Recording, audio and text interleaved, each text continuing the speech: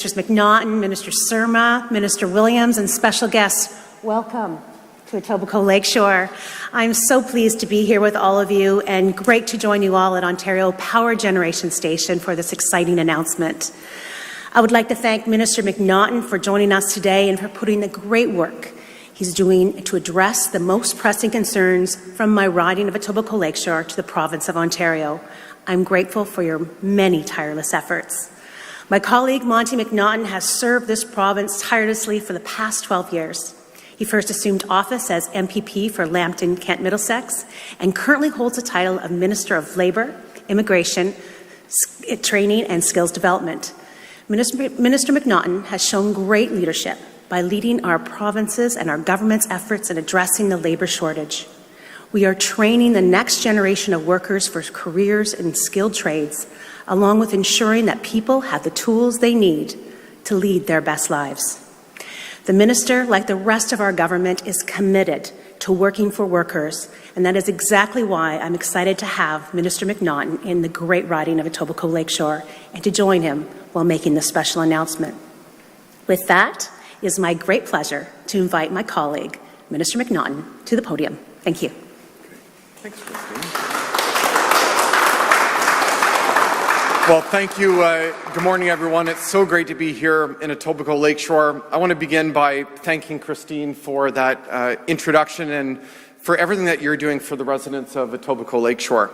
It's also great to be here, as Christine mentioned, with Minister Surma and Williams, who are both doing terrific jobs. Minister Surma as Minister of Infrastructure, building all of those projects, as well as Minister Williams, who's working really closely with me to get more women into the skilled trades, and we're going to talk a bit more about that.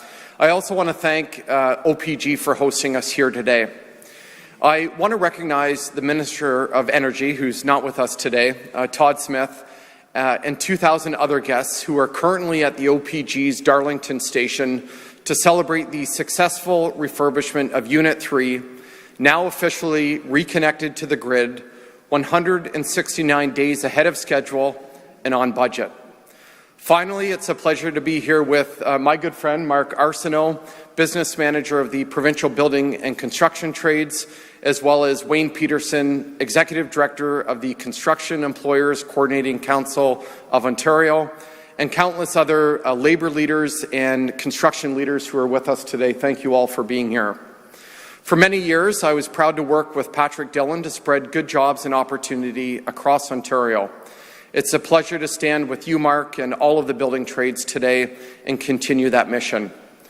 Over the next decade, we're going to need 100,000 more skilled trades workers to build the hospitals, schools, and subways that families and businesses rely on every single day, and deliver on our ambitious plan to build 1.5 million homes by 2031. In the middle of a once-in-a-generation labour shortage, businesses are already struggling to find the skilled workers they need to build our province and grow the economy for everyone.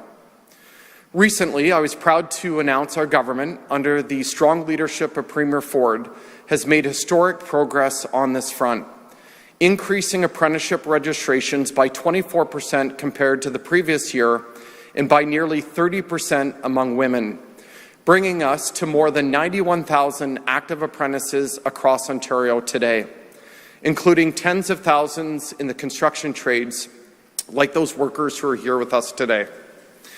A crucial part of this success is because of our $700 million Skills Development Fund, which has now supported nearly 600 free training projects in communities across the province, helping more than 500,000 people take the next step in their careers.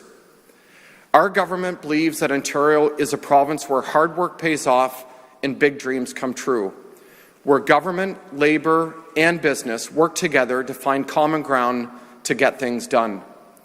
That is why I'm so proud to stand here alongside our partners at the building trades, who represent 15 construction unions and more than 150,000 men and women, the everyday heroes building Ontario, to talk about how we're spreading good jobs and opportunity to every corner of our province.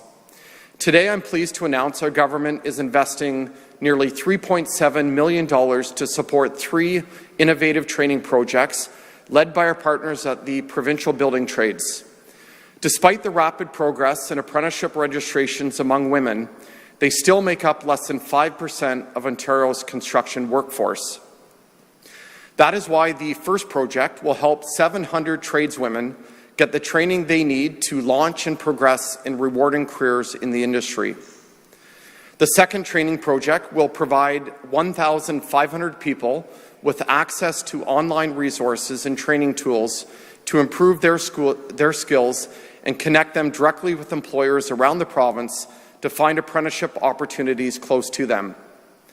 And finally, the Tomorrow's Trades program is returning this year to provide 60 grade 12 students in London and Ottawa with hands-on learning opportunities and access to high-profile construction projects.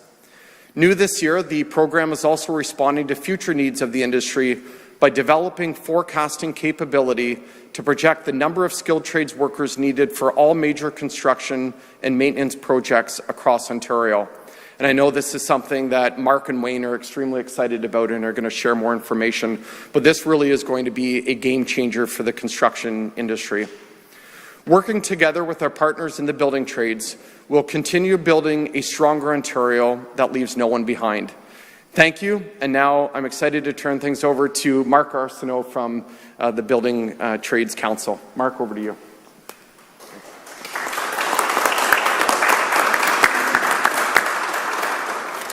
Good morning, and thank you, Minister McNaughton. It is a pleasure to be here with all of you today, especially to highlight 3 skills development funded projects that are focused on developing Ontario's skilled trades workforce. Thank you to our hosts, Ontario Power Generation as well, and everyone who made it here this morning, including members of our board, James Hogarth, Ontario Building Trades Council President, Chris Sutton with the Millwrights Regional Council of Canada, Brad Hill, United Association, Ontario Pipe Trades Council, Paul Marshall with the International Union of Operating Engineers, and Steve Neveu with the Ontario Ironworkers District Council. The Provincial Building and Construction Trade Council of Ontario represents over 150,000 construction professionals who are employed in building the province's roads, bridges, hospitals, and energy infrastructure.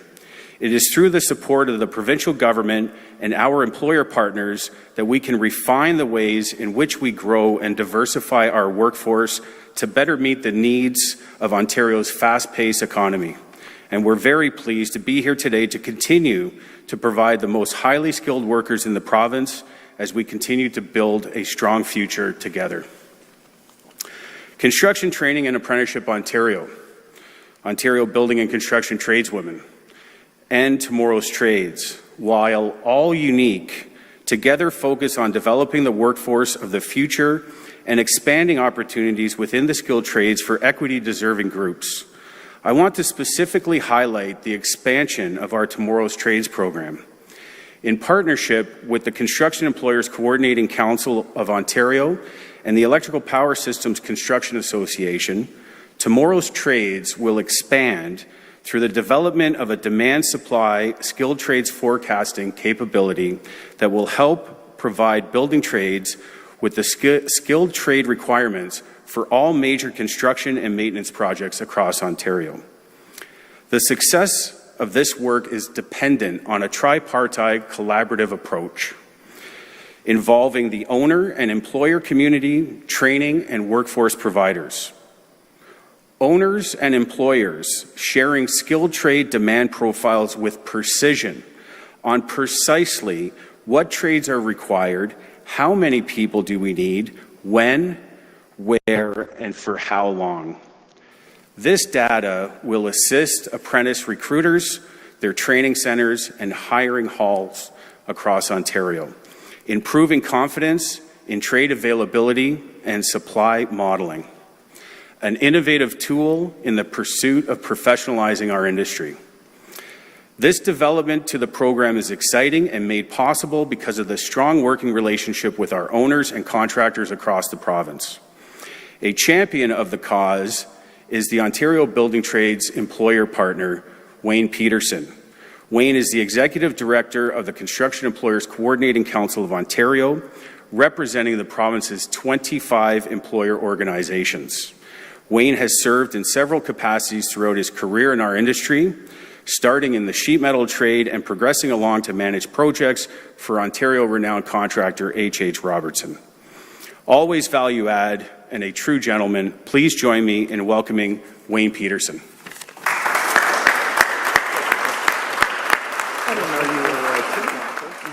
Started out that way. Good morning. As all of you have heard and all of you know, we're facing an unprecedented time with skills trade worker shortage across the province. Well, you may not know that this is not just a provincial problem, it's a national problem, and it's suggested it's an international problem. Okay? One jurisdiction stands out above all the others, Ontario, for its affirmative action in addressing the situation. With the government skills development, with the government's engagement, with the government's jurisdictional review of the Skilled Trades Development Fund, that affirmative action is happening and we are seeing results. Okay? What you heard today, the announcement, will further improve and help cover our situation that we have. And that we're working together, labor, management, and government to address the issue. Under Premier Ford and Monte McNaughton's leadership, that we're seeing positive results.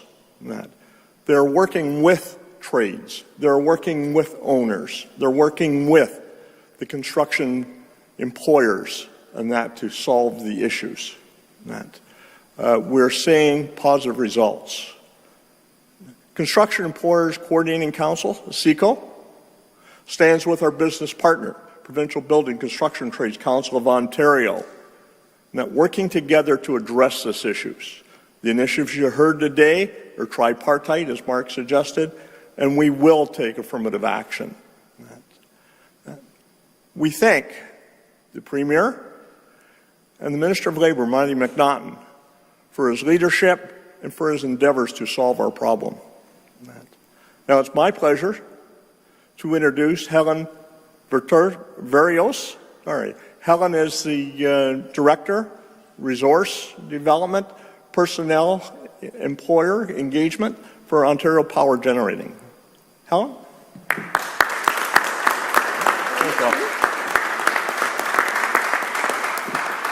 Hello, thank you everybody for the warm welcome. On behalf of everyone at Ontario Power Generation, I just want to thank everyone that is in attendance here today. Thank you to all of the building trade union leaders. Thank you very much to Minister McNaughton and the other esteemed colleagues that are here today.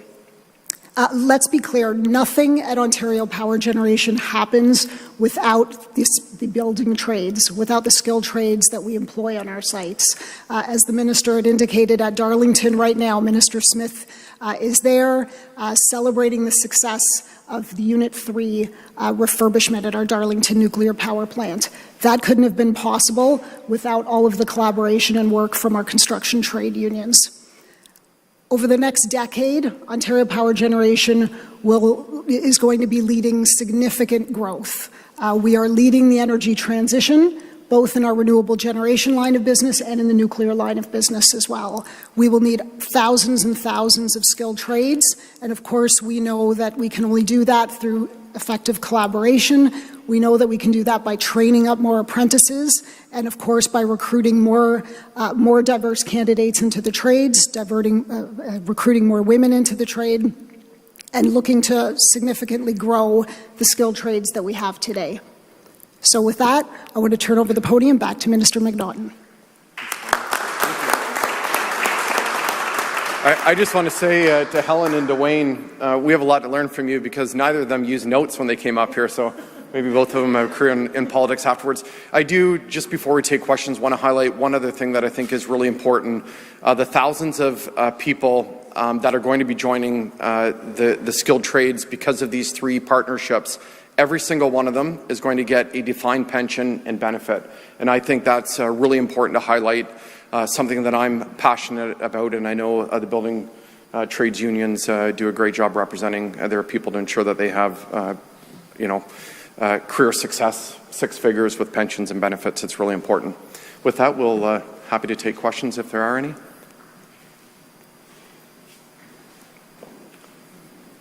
Or we'll be around afterwards as well. Hi, Linda Ward from CBC. I'm just wondering, when you think about women in construction, women in the trades, it's not that women don't know that these jobs are available, but many are really reluctant to get into the field for a number of reasons. I'm thinking of things like discrimination and harassment. Can you talk about just what part of this addresses that reluctance? Well, certainly the building trade unions take health and safety. It's their number one priority. But I can tell you we're making great strides on this front. I mean, women are leading the growth in the skilled trades, a 30% year-over-year increase in female apprenticeship registrations. It's because we're changing the conversation around the skilled trades. I mean, for far too long in Ontario, under governments of all different stripes, they've told people that the only way to be successful in life is by going to university. There's nothing further from the truth. These are jobs that can pay 6 figures with pensions and benefits. You can build families around. One of the recent actions that we took to improve job sites across the province is we mandated for the first time on large construction sites women's only washrooms. This came from female apprenticeships or female apprentices that told me time and time again that they would go to a job site and they would have to go to Tim Hortons to use the washroom. It's wrong. Every worker deserves that basic human dignity of a clean and safe washroom. So we're doubling the number of washrooms. We're having women's only washrooms on site, and we've hired over 100 new health and safety inspectors to ensure that job sites are safe. Just for follow-up on a slightly different note, although maybe a reason others are reluctant to get into skilled trades, have been dealing with a lot of heat. I know the government is working on some new guidelines for jobs where people may have to work outside in the heat. Can you give us some more details about just what this entails and when these might be put in place? Certainly, the health and safety of every worker is our government's top priority. That's why we've hired more health and safety inspectors. We have more inspectors in Ontario today than at any point in provincial history. Just back to the skilled trades, in the last 12 months, we've recruited 27,319 new apprentices. So, I would push back a bit because we are getting a lot more people into the skilled trades, including females. I know what you're specifically addressing because there's been obviously some media stories. Employers have a responsibility. It's in the law under the Occupational Health and Safety Act that they have to keep workers safe and take preventative measures to ensure that they're safe, whether it's on a construction site or on a farm in Ontario.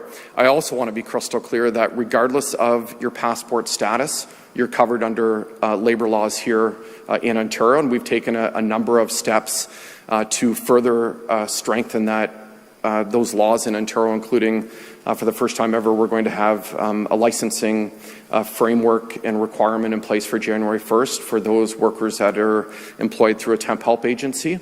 But again, employers have the responsibility to keep workers safe, but I will not hesitate to take more action in the coming months.